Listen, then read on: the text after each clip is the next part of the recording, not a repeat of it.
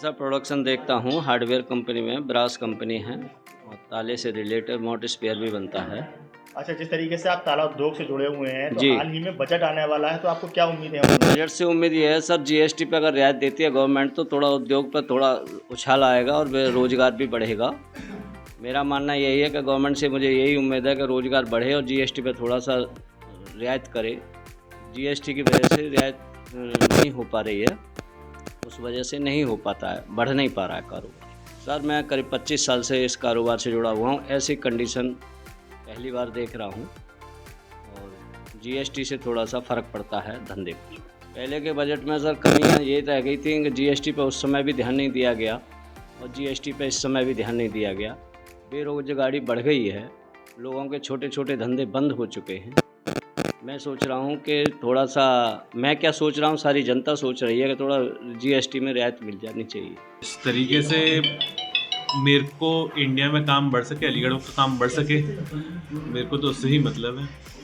ताले के कारोबार में जो दिक्कतें आती हैं वो स्टेट लेवल पे हो या नेशनल लेवल पे हो, बट जो जहाँ पे मेरे को प्रोडक्शन से रिलेटेड दिक्कतें, रॉ मटेरियल्स मिल जाता है, वो मेरे को उससे बजट से कोई कंपेरेटिव नहीं मिल सकता।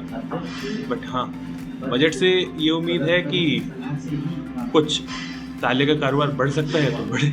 कच्चे माल पे कॉस्ट बढ़ जाती है तो ऑब्वियसली ताले पे कॉस्ट बढ़ेगी। कहीं पे भी कॉस्ट बढ़ती है तो जो ग्राहक है वो बिगड़ता है।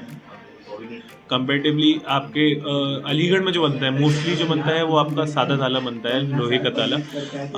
डिजिटल लॉक्स नहीं बनते, तो सादे ताले में थोड़ा भी कॉस्ट, एक आध रुपये का भी अंतर ग्राहक के लिए बहुत मायने रखता है। देखिए, बहुत खुशी की बात है कि मोदी जी के नेतृत्व में इस साल बजट फिर से पेश होने वाला है और ताला उद्योग को उनसे बहुत ज़्यादा उम्मीद है, क्योंकि वो कॉटेज इंडस्ट्री को बहुत प्रमोट कर रहे हैं और हमारे यहाँ अधिकतर माइक्रो और कॉटेज इंडस्ट्रीज़ है जो कि घर घर में काम होता है।